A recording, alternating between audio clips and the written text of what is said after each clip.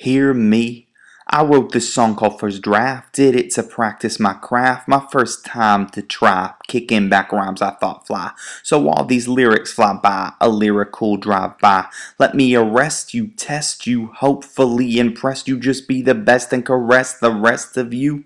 Have I got your attention? Did I mention this simple transition of words to the next verse that you heard but you ain't listening?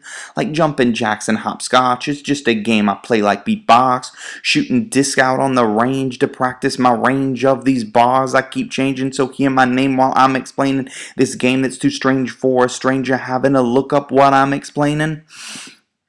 This is my second song, hopefully it rhymes tighter, even though it's like freestyle, hopefully it's mightier, with some finesse so I can address this lyrical fitness to undress the wordsmith at my best. You heard me, said don't be dissed, that would make you a mess like the rest. Don't lose your breath, so keep trying to keep up with me in time, like a metronome who don't know any better, so go home. Let me address this vivisection that's undressing you while you screaming. Who came up with these words? A newcomer from the burbs, getting messy. You need me cleaning with these rapid fire words, so go home, this song's over, you heard?